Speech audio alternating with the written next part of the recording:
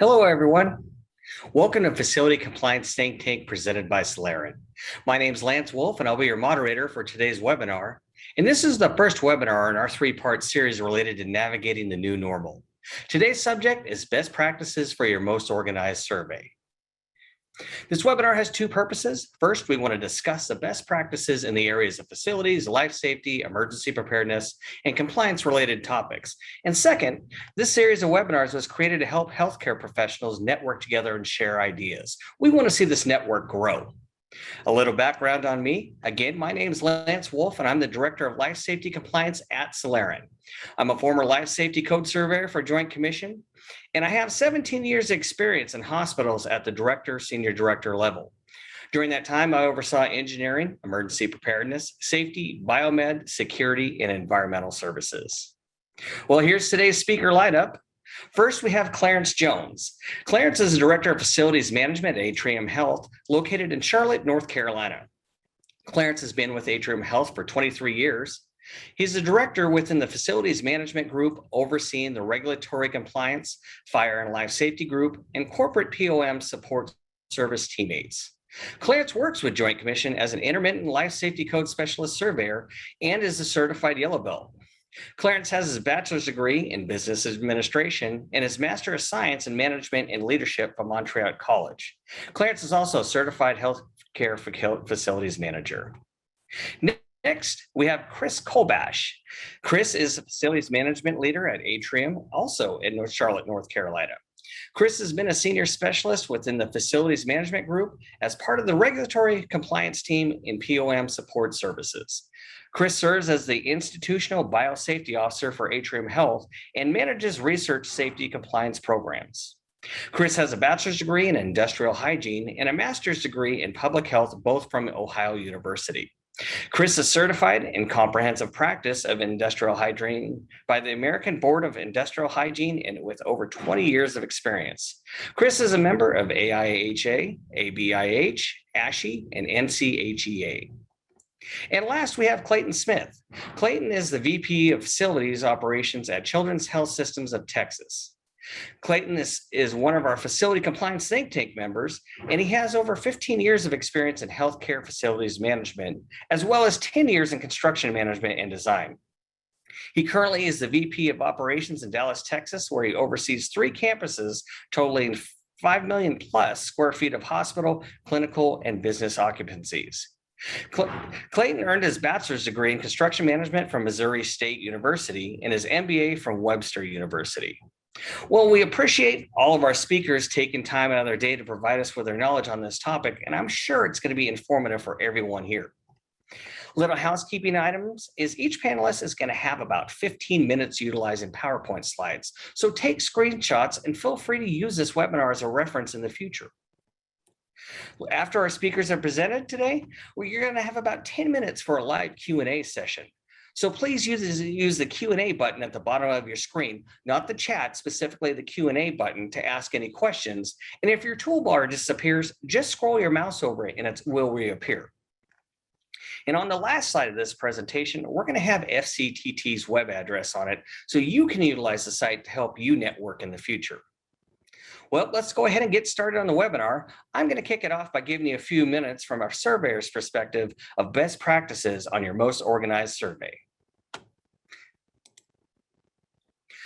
First, I'd like to start with a disclaimer. And the disclaimer is this information presented during the webinar today is based upon the presenter's personal experience to help provide guidance. And it's not to be deemed as exact instructions from CMS or any other accrediting agencies. Next slide, please. Well, let's talk about some of the upcoming changes during document review. One is that you're going to have a documentation time increase. Joint Commission originally was 90 to 120 minutes. Now that's being increased to 120 minutes to 150 minutes. So what does that mean for you? Well, you're going to have increased scrutiny on your reports. You're going to have further drill down in annual fire life safety testing. And also, you're going to have specific areas within the water management program that's going to be reviewed with the intro of the new standards that are upcoming in 2022. So the key with this is organization is going to be the key to document review. Next slide, please. So let's talk about pre-planning your survey. Well, what you want to do first is you want to audit your documentation to make sure you're meeting all the testing requirements, and make sure all your reports are date and signed. I had multiple surveys where I'd go through. We had a complete report, but they weren't dated and signed. You also want to make sure your inventory is correct. Make sure your NFPA year is correct as well. That is another common finding is your vendors, they have the reports complete, but they're not identifying the NFPA year. So when you're auditing, make sure that you're looking for that NFPA reference. Also, make sure your reports are complete and then time yourself on document review, because what this does is this sets the tone for the rest of the survey. So you want to make sure that during document review, you keep a fluid motion going forwards. And this will help you as you're auditing prior to help you with this process. Next slide, please. So I'm going to give you an example of the worst practice that I saw as a surveyor. And with this specific facility, I had multiple reports were missing. The time of documentation review was approximately 3 hours before it was stopped. And I finally had to stop it because I had to start doing other things within the facility and keep going with the survey. At one point, I even got to the point where I almost stopped the survey just in general. But there were multiple IOUs, and they were given the facilities director. They were very uninterested in the process. So was the staff involved, and so it got to the point where I felt like I was pushing them constantly to be able to get through this survey. So obviously, with this situation, there was more than 3 findings in EC 02, 03, 05. So keep in mind, if you have more than 3 findings in this, it automatically rolls up to a leadership finding. So that's where it's critical with your auditing to make sure when you're going through 2305 to make sure you're hitting all the NFPA references, making sure all your reports are complete, everything's signed, your inventories are correct, because you're trying to keep from getting those 3 or more findings so you don't have that leadership finding. And so just to drill down a little bit more on the leadership finding is if you do get a leadership finding, that requires leadership to get involved, somebody from the C-suite to get involved with you with your testing and your maintenance from that point on to make sure that you're getting everything done correctly. Also, their binders were completely disorganized. They were in separate rooms. They kept going from one room to the other to try to find them. And then the binders weren't even labeled. So when they were grabbing the binders, they were grabbing the wrong binders. They were looking through, and then they'd find out they had the wrong binder. They'd go back out and they'd come back in. Next slide, please. So now I'm going to give you an example of the best practice, and this is paper-based. And with this facility, they were in the Midwest, and when they came in, all the binders were clearly labeled. They could have just put the binders in front of me, and I would have been able to do the documentation review myself. They kept them all in the same room, and the binders did not leave the room. So they had a very good program that they made sure that the binders weren't leaving. And so they were making sure that nobody could walk off with them. And vendors knew when they came into this specific area to leave paperwork. So they had good control on it. And also, they had them in order of document review from 2305 and then to 2507. And then we went right down through the list. So they followed the algorithm that Joint Commission put out. And so it was very easy. It was very fluid, and it kept me going, during document review to where we got it done very quickly. They also, like I said, they had a process to place reports into the binder defined by the organization, and they wanted to ensure that the reports did not get misfiled. So they had certain controls with certain staff members that can only touch the binders.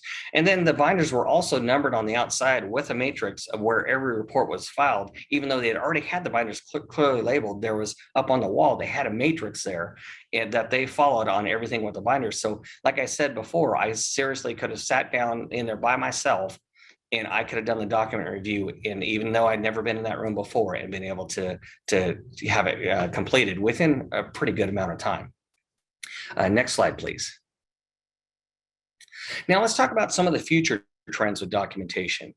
One is documentation also is becoming more electronic as software programs are evolving. So software programs are out there to help with facility compliance. And so as a result, they're becoming more electronic with documentation.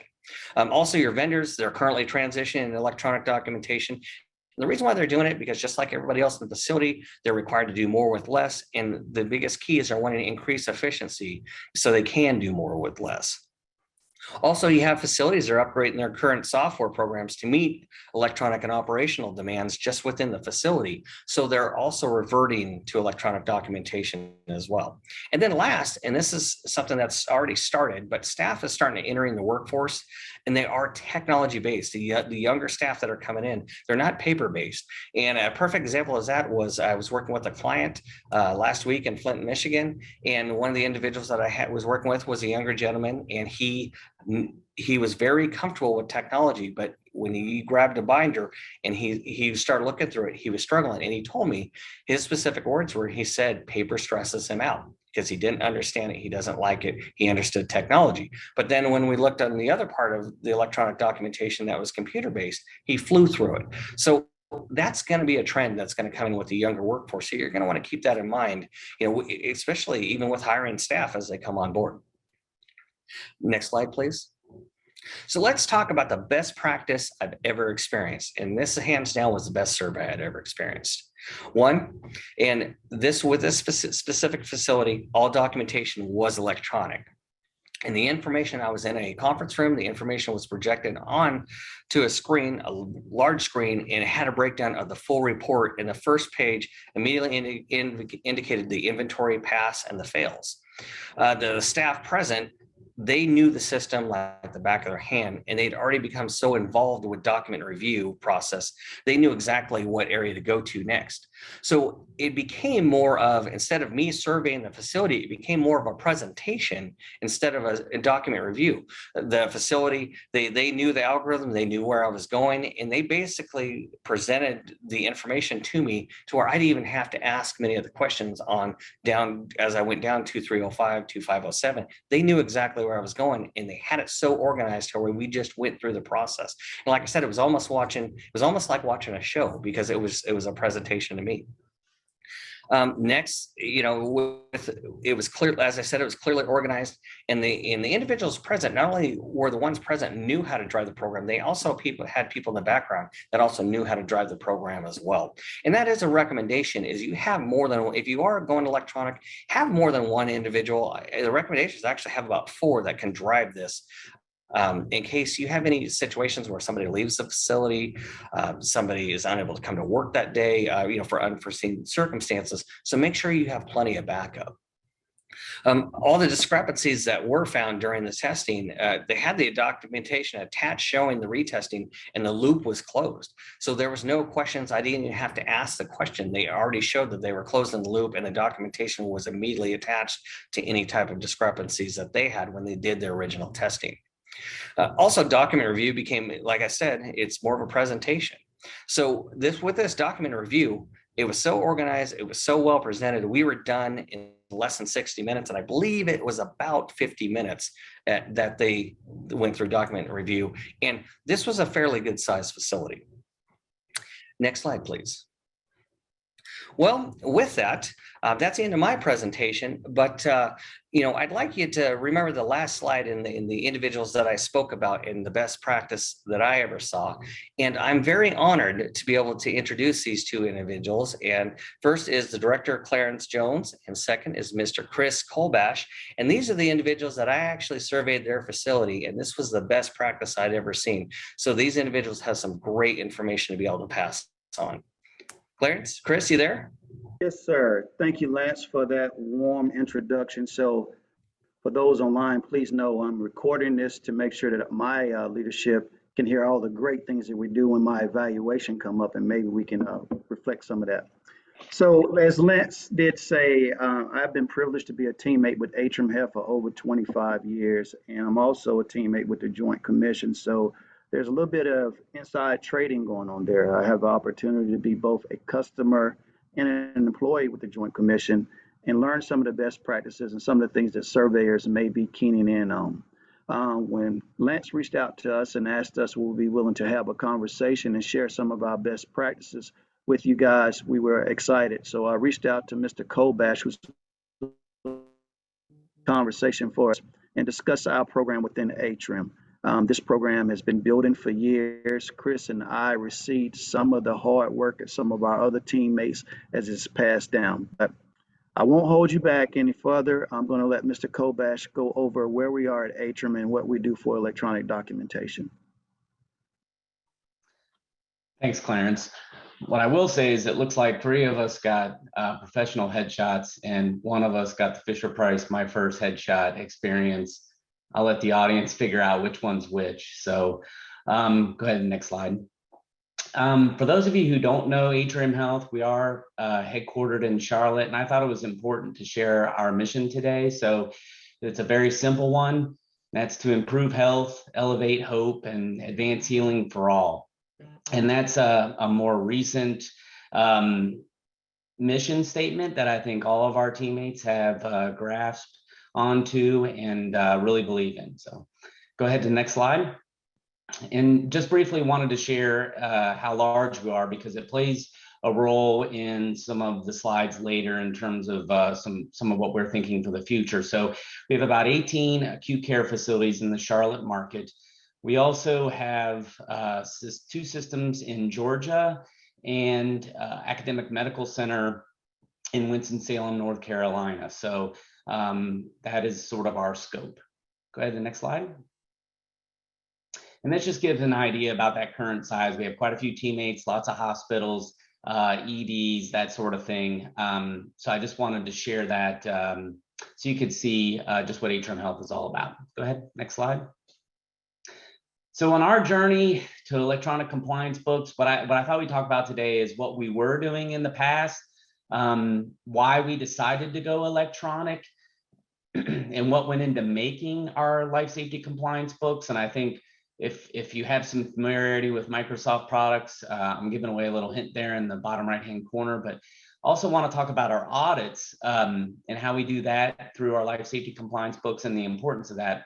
And then some issues that we've had going electronic and what the future state of our current process looks like. Go ahead, the next slide. So what we were doing, well, we had over 100 locations. I talked about that 18 acute cares in the Charlotte market, but we also had ambulatory and business locations that had documentation books as well. And so that paper process had some problems identifying a specific person that's going to own the book that you could point to and say, you were the one that gathered that documentation. No uniformity in our reports and documentation, missing deadlines for compliance testing. So that would be, I think about 4-year and 6-year damper testing. That's a long time to wait in between your tests. I have a difficult time remembering what I did yesterday or the week before, let alone remembering when we last did a damper test. And so that's one issue with paper process. And then we had documentation findings during our surveys, whether that be Joint Commission, DNV, CIHQ, whoever it might be. And we wanted to limit those through electronic system. So go ahead to the next slide. So some of our reasoning behind going electronic, if you're looking at this for yourselves, if you have a paper process now and you want to think about maybe why you'd like to go electronic, here are the things that we felt we benefited from by going electronic. We gained some consistency across those 100 sites in the Charlotte region by moving to one system that everyone was familiar with. We increased efficiency, and I'm going to explain that a little bit later through what we call a drop-off library, which made life really easy for our book owners. We want to improve our regulatory compliance of those timelines and making sure we hit those, whether it be a quarterly, annual, semi-annual, or 3-year, 5-year test. We know that they're upcoming. We can kind of queue that up and make sure we have it in the book. Obviously, we have reduced our documentation findings. I have some stats on that we can show. And then also it allows us to create an auditable process, which feeds directly back into those reducing those documentation findings. So go ahead to the next slide. So what went into making this? Now I'll say, and Clarence sort of alluded to this, we did not create this system. We are, as my gift says there, top men did that, right? And so it wasn't us. I guess that maybe means we're not top men, but we are the caretakers now. We definitely dabble with an internal server, so some type of a shared server process, and we ended up settling on SharePoint. And I sort of alluded to that in those earlier slides. And some of you might be grimacing and or are really cringing right now at the thought of using SharePoint for that. And I'm going to show you what ours looks like, and you can get a feel for it. But certainly SharePoint has its plus and minuses, but it's definitely been improved over the long haul. And we still use that internal server as sort of a backup process in the event that SharePoint we have problems in SharePoint. We created a system of organizing our documentation using something called what we call indicator numbers, and I'll explain that in a little bit.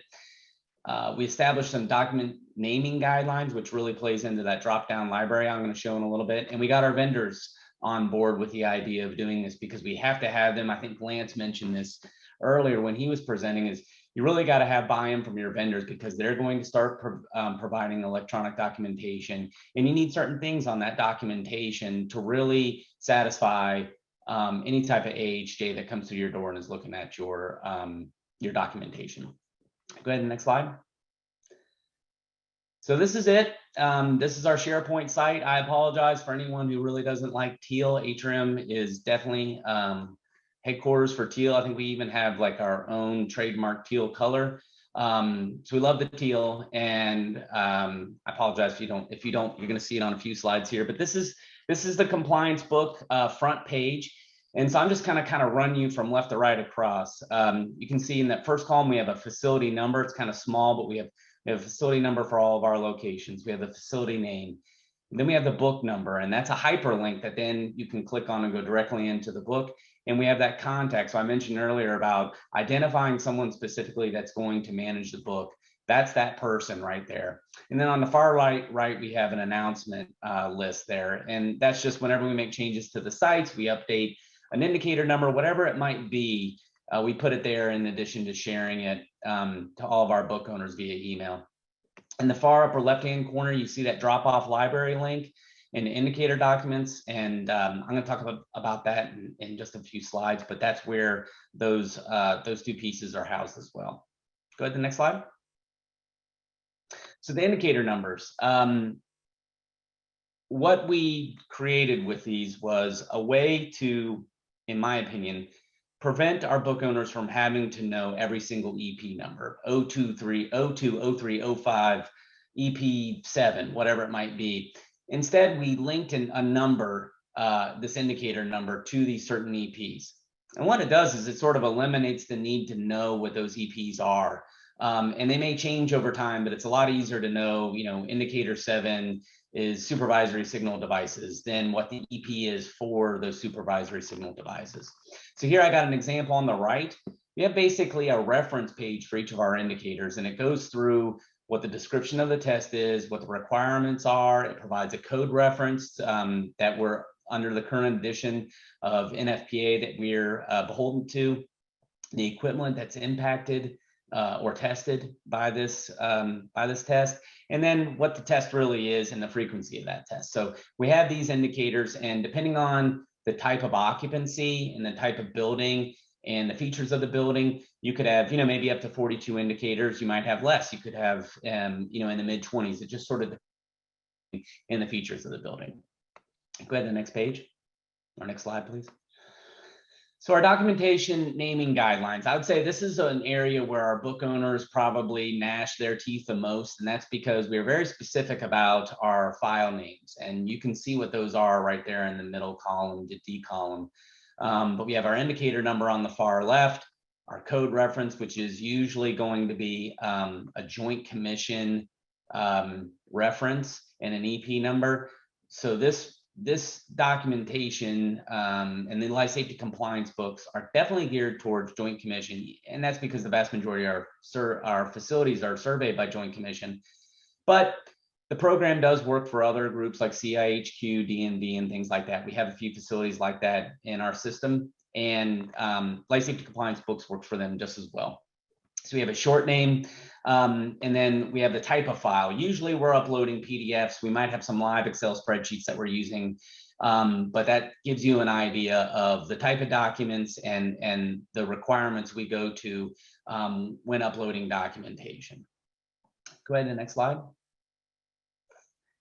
So I mentioned earlier, and Lance mentioned this as well, is getting your vendors involved. And I would say that this took us a couple of years. So even though we were live on our life safety compliance books, I would say, 2016, 2017, we were getting survey and we were still having some issues. We periodically still do where where we'll have one of our vendors put together a test and we might be missing a code reference for whatever reason, or the frequency, or we want to add something to it because the surveyors pointed out during survey. And the great thing about working with our vendors is that they're open to those changes and to updating their documentation that they send to us to make sure it fits our needs and aligns with what we're trying to do in life safety compliance book. So go ahead to the next slide, show another example. And I think, the other piece to this, and probably the most important, and when talking about a documentation, whether it's an internal document that you create out of your work order system or something that you get from a vendor, like this is from our MSS, one of our major life safety vendors that we use. And it's a discrepancy report. So I think we've all been sitting with a Joint Commission surveyor and they've looked through a documentation and they don't really care about the ones that passed. They're looking at the items that failed and then they're asking what you did about it, right? I don't know how many times I've heard from a surveyor, how did you complete the circle? How did you fix this? So they're looking for a child work order or some type of way that you corrected it. And so what we've worked hard with our vendors and within our own system is to make sure we have some type of discrepancy report, or we can point out a child work order to sort of close that loop, say what the discrepancy was, make some remarks about what we did to fix it, say when it was corrected and who did it. And that's a powerful tool. And really it sets the stage for a really good survey, because if your documentation review goes well, and I think Clayton's going to talk about this as well in his slides, it sets the tone. If you have a good document review session, you build a rapport with the surveyor and you're going to have an easier survey because they trust you that you know what you're doing and that your documentation is good. So next slide, please. So I was talking about that drop-off library, and I talked about efficiency earlier and how that works. And I took a screenshot of the document. I actually caught a document in here. So this is from our LCI, our Levine Cancer Institute in Monroe. So the book owner had uploaded this to the drop-off library. So he had a PDF document for our fire department connection test, and he uploaded it. And there's no more for him to do. So while we do have indicator numbers, while we have different indicator numbers and we have different years, and instead of requiring the book owner to go and sift through SharePoint and identify the correct indicator number and the correct year to put this in, we're doing it for him behind the scenes.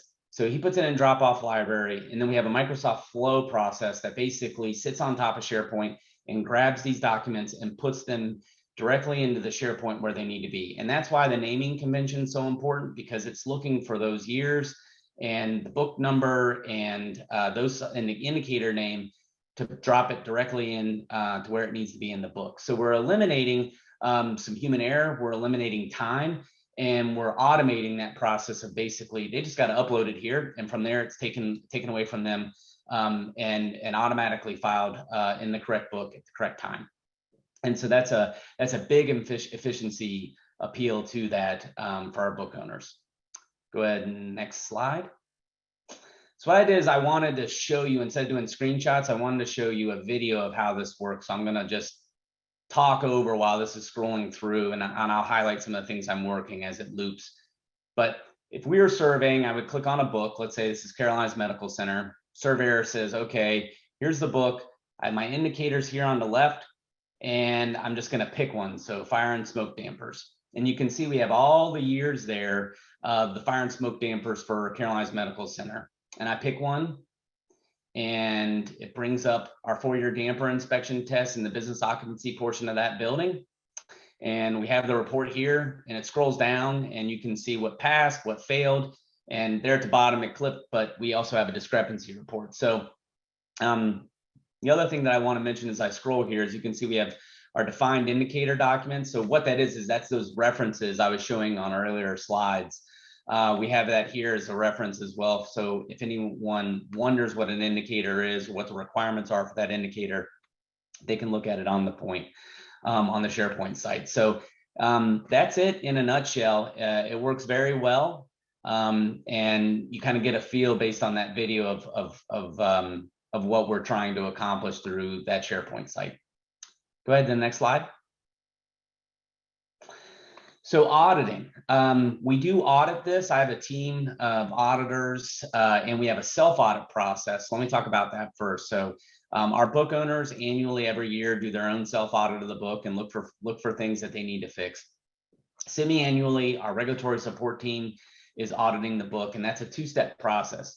First, we're going to do an initial review, and we're going to say, book owner, here's the number of indicators that you had. Here are the number of findings or number of indicators missing. So maybe you had 28 out of 28 indicators, you had 26 correct, so we're missing 2.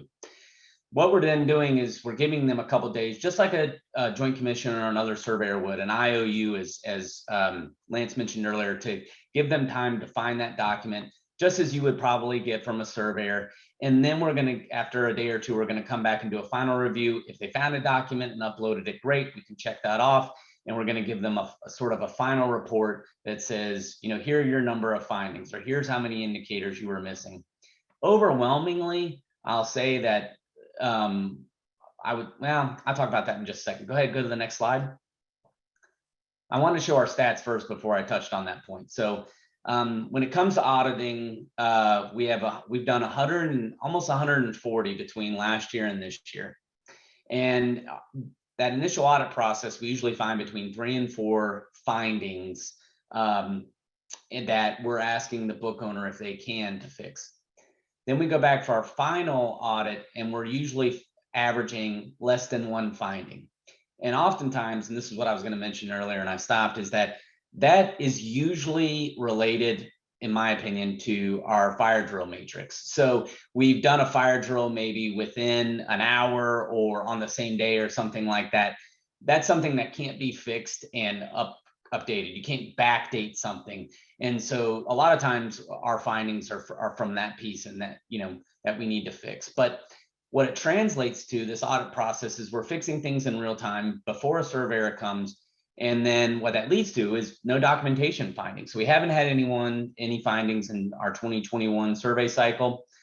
Can't remember, honestly, I don't think we didn't really have much in the way of surveys in 2020, but even back to 2019, I don't believe we had much in the way of documentation findings. And that just proves the worth of the audit process and proves the worth of the life safety compliance system in the books that we do use and their value to the system. Go ahead, next slide.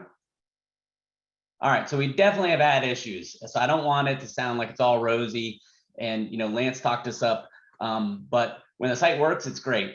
And it overwhelmingly, the majority of the time, it works, and it works flawlessly. But we have some coding in there that is not SharePoint centric, that actually we paid an outside company to sort of allow us to take all the different document libraries. If you deal with SharePoint, you know that things sit in libraries. And so there's some connected tissue there that allows us, when you click on a book and you can click on an indicator number, that it brings up certain years, and it's connecting those things in views so you can see it.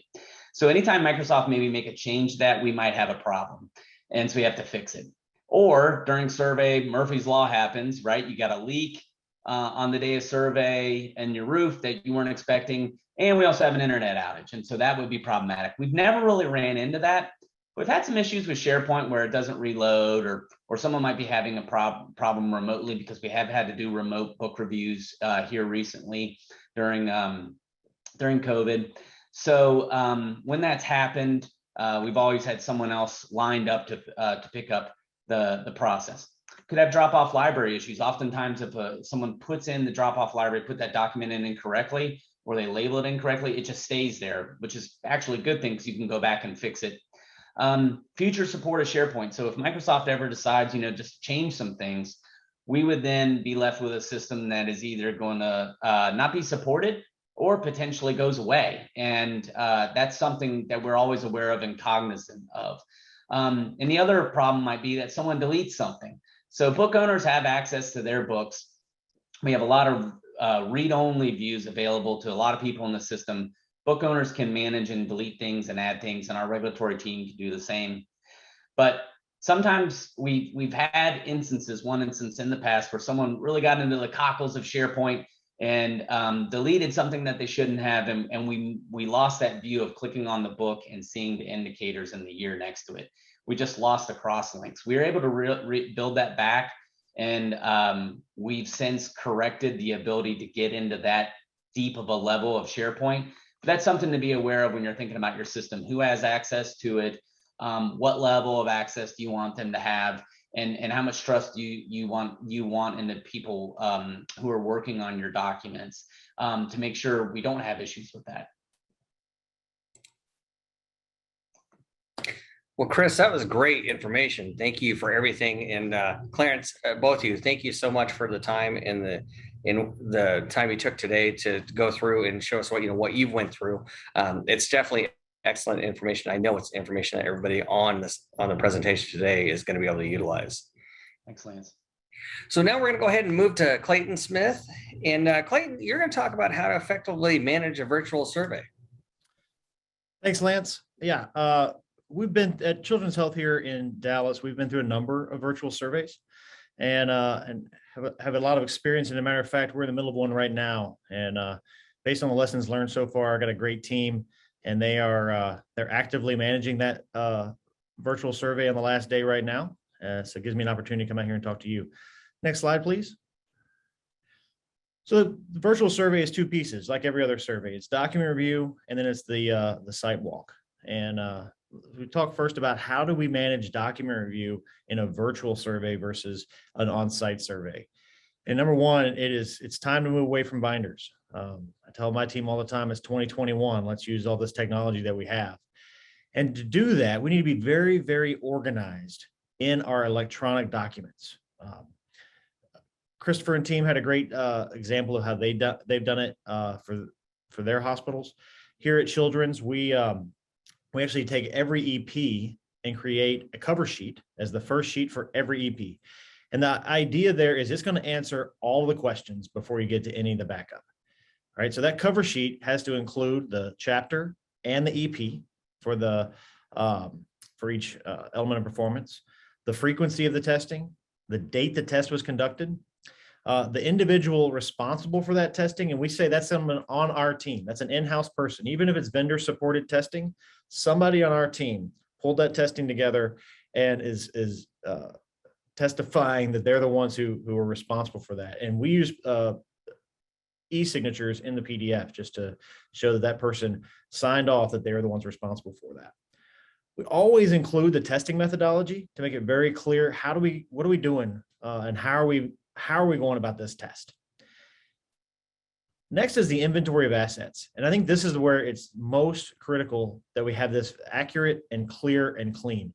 So what I ask for is how many assets do we have first? Then how many did we test? And then how many failed, right? Very, very clean, very easy to read. And as you know, if you think about it, with all the EPs, if they get used to seeing this cover sheet, they're going to get those answers ahead of time. And the very last thing is a list of the deficiencies. So if I have a number of failed items on that list, failed assets, I have the deficiencies listed on the cover sheet. And it says, what was the deficiency? What do we do to fix the deficiency? And what date did we fix the deficiency? So that cover sheet then covers on top a packet of information, basically.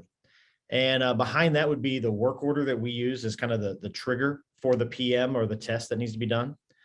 The supporting documentation, which could be internal checklists, it could be vendor supported documentation, it could be your full asset list of fire alarm devices or something like that. And then last is the work order indicating the completion of those deficiencies.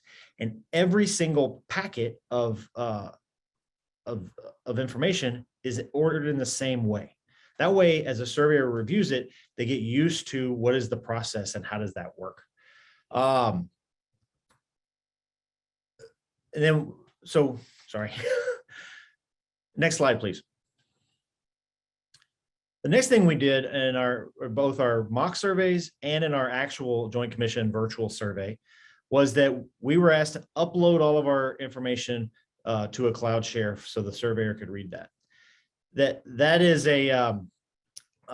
an issue, brings a little bit of anxiety to the team because you're used to being in the room and controlling the information that you give to the surveyor as they read your documents, as opposed to giving them carte blanche to read through every detail that you have.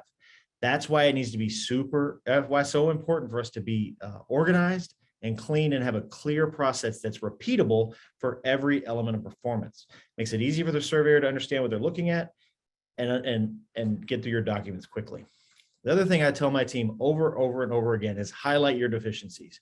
Back when I was in binders and in paper documents, I literally told them, get a highlighter and highlight the deficiencies. Make it easy for that surveyor to find the deficiency and see that you closed the loop, that you carried it all the way through the end and that you fixed it, right? They're looking for them. Might as well make it easy for them to find. Again, you have to plan the process for how are they going to upload and offline review your documents. They're reviewing them, at home and alone and or in the office without any guidance from you. So trying to make it easy and clear for them and giving them the information they need and only the information they need. And finally, when you do sit down and go over the documents, what we've seen is the surveyor will come back and they'll have a list of questions, right? So you need to be able to respond quickly. You're nice and organized and have everything broken out by the element of performance. They're going to ask you, hey, tell me more about your fire drill. You can go straight to the element of performance, pull out those documents and be able to respond. Or tell me about your generator testing. What did you do here? It's easy for you to go back because you're nice and organized. The other thing we just recently went through was walking through life safety drawings via a Zoom, right? And I would say practice that process. Practice your ability to speak to the life safety drawings, understanding the legend, being able to point out quickly your sleeping and non-sleeping suites, your firewalls, your hazardous material storage rooms, having that information not only available, but you know how, and you understand the flow so that you can walk through that document quickly and easily without a lot of downtime while the surveyor is waiting for you to, do you understand your own documents? And the only way to do that is practice. Next slide, please. Last thing I want to talk about is the virtual building tour. And this has been an evolving target for us. And we've been through 3 separate surveys with 4 different surveyors doing virtual building tours. And for us, the way we've done it is the whole survey is conducted via Zoom or some other video conferencing software. And we have a Zoom meeting set up. We have a cell phone. We stick to a selfie stick and it's logged in to the Zoom and its camera are the eyes for the surveyor, all right? Everyone else that's on the tour, which now are much smaller because, it's just usually just the facility manager or the facility director, a scribe, someone else who may be on the tour, a supervisor, and they all have earbuds in so that you're not disturbing the patient care environment around you by the speaker going off on the phone everywhere you go. But everyone is dialed in and they can hear and they can speak to, but that camera on the selfie stick is the eyes for that surveyor. The other thing we do is we set up our own command center for our team so that we're also watching and we can see everything the surveyor sees. We can see the surveyor and speak to them. They can speak directly to us. We have access to some information so we can follow along and provide background information just like we were there because we're in that same meeting that they're in. And then the last piece of advice I tell you is, and something we take very seriously in our children's hospital, is we turn the video off as we walk between patient care areas. We don't want to be recording our patients. We don't want to have that, have a camera open in those areas. We want to get to the space we want to be in. So we tell our surveyor, as we go from space to space, we're going to turn the camera off. If you would like to see something specifically, let us know, and we'll turn the camera back on.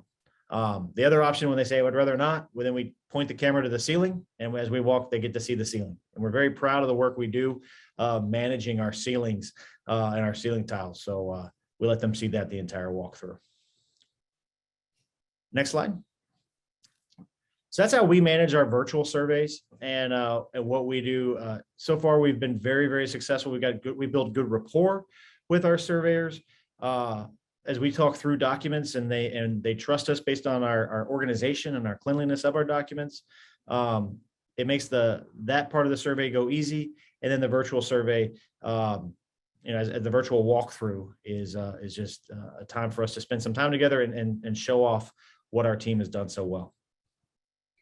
Well, thanks, Clayton. That's excellent information. And that's information right now that many people are dealing with, just as you said. So, I mean, you're talking real time. So, yeah. So thank you again for all that information. It was great. I love the ceiling comment. I like that. So, Hello, everyone. This is Grady with Soleran. I just wanted to pop in and say thanks so much for attending today's webinar.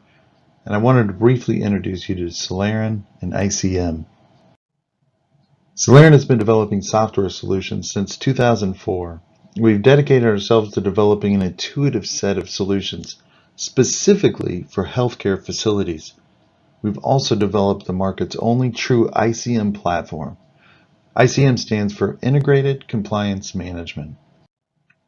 So what is Integrated Compliance Management? Well, ICMs are generally comprised of multiple solutions designed to work seamlessly together within one platform.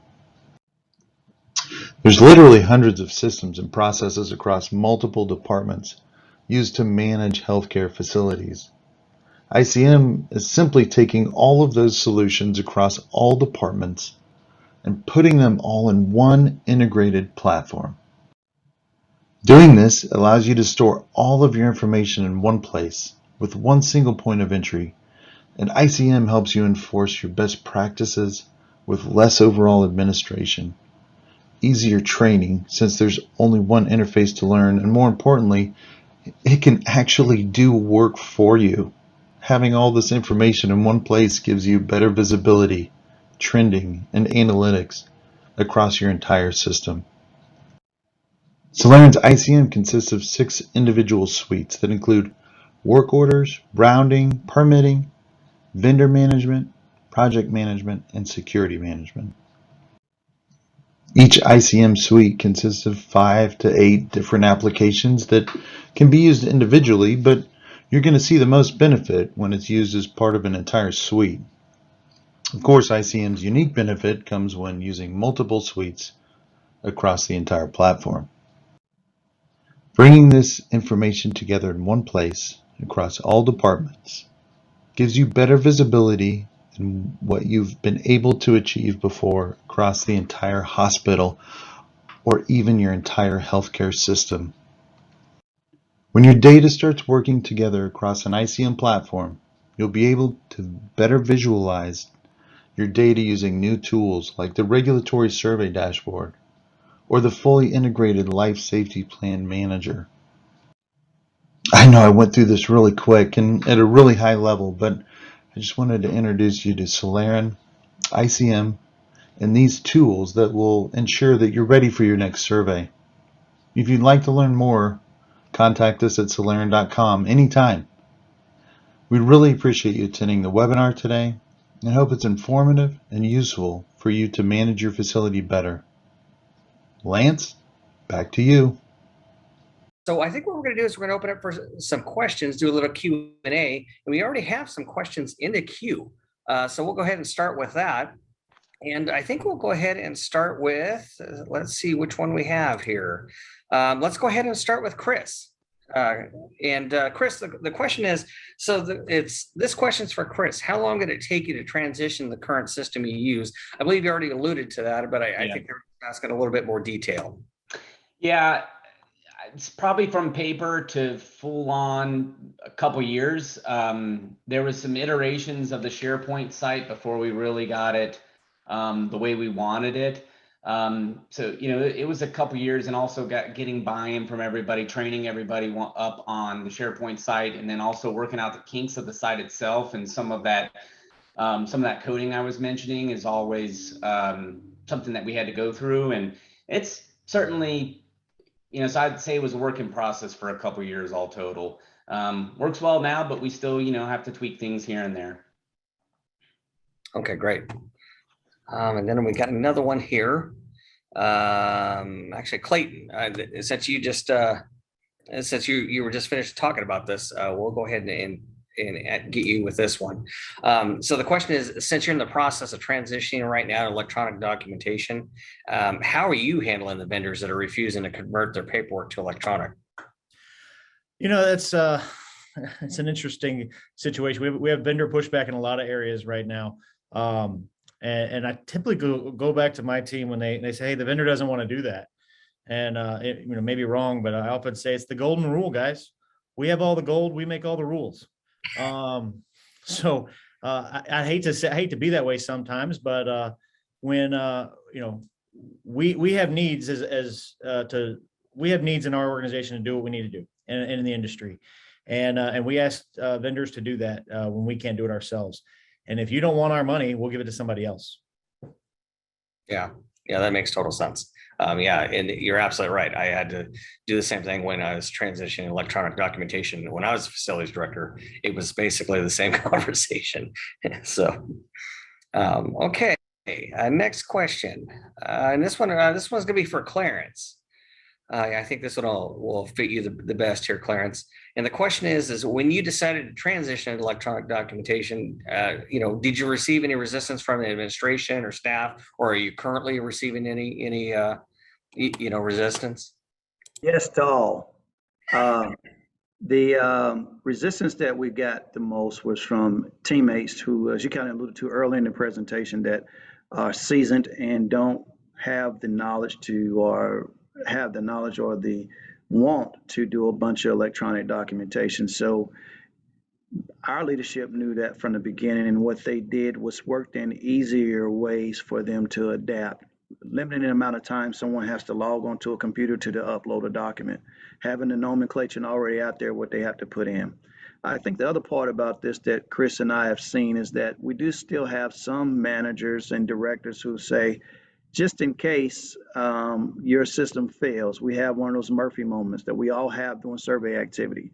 I want to keep this bind over here to the side to answer specific questions like we know that EC 235 from the Joint Commission perspective is the majority of the questions and data that the surveyor is so focused in on, that in the generated stuff. So they may have a hard copy in their binder somewhere that they keep up under their desks, and just in case, those just in case moments. But pushback was there. Pushback will continue to be there. Chris alluded to us going to a new system. So just imagine we spent years getting this system right.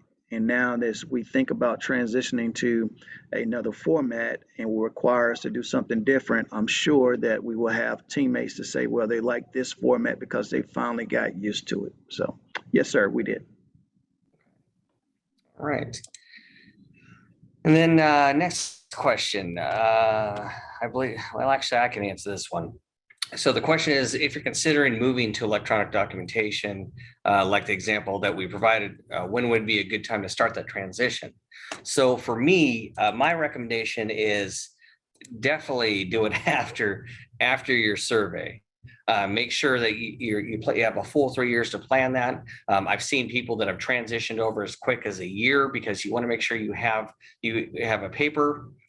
When you're doing that transition, you want to make sure you have a paper backup, and you want to make sure you have your electronic backup. So it allows you to check and balances and allows you to audit your system as you're transitioning over. But definitely do not do it during your survey, where you could be in a situation where you're in a hybrid situation where you're bouncing back and forth between paper and electronic, because there's been situations where there's been multiple issues with that, because they're not able to find the paperwork that they needed because they thought it was already in electronic documentation.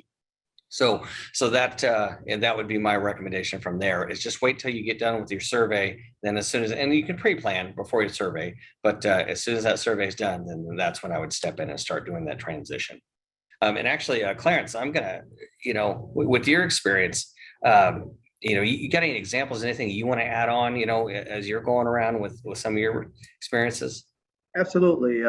Obviously, I'll always say this: you want to defer to the Joint Commission for a proper response for any type of thing that the Joint Commission or any AO would give out to their clients and whatnot. But as a surveyor, I've seen, like you alluded to, Lance, earlier, I've seen some good and I've seen some bad. I think that the worst part that could possibly happen is that you have one individual that is the electronic document owner, right?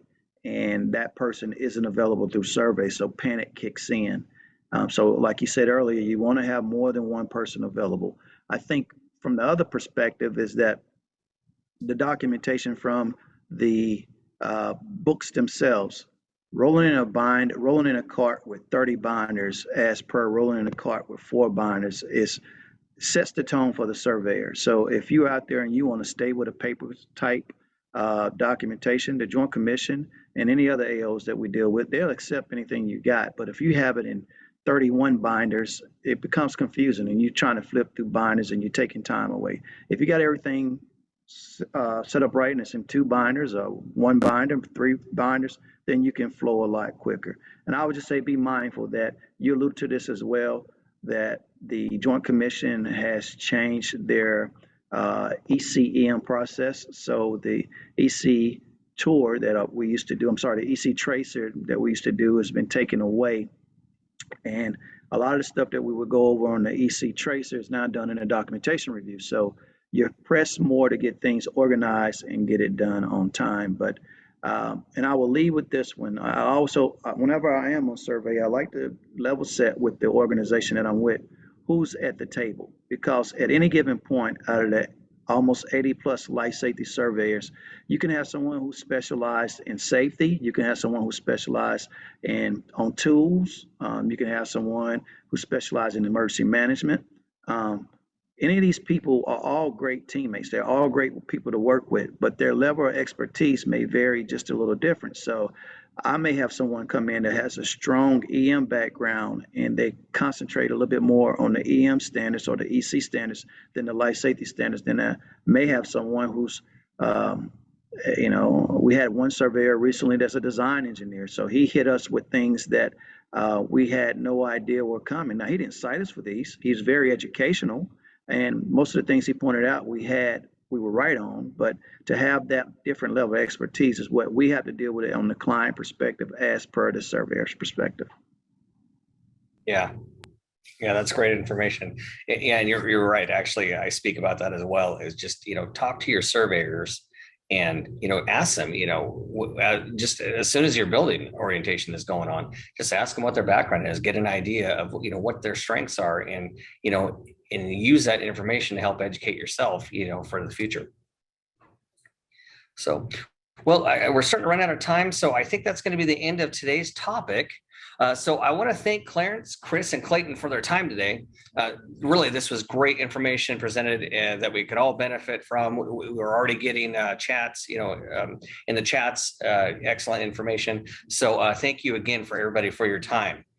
So a couple reminders. 1, you're going to get an email with the link to the webinar to review in the future.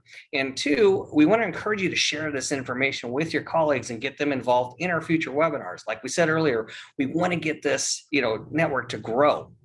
So, go to Soleran.com/think tank to check it out or watch our other webinar recordings for any great tips. And also we have a few that are available for ASHE CECs if you need them.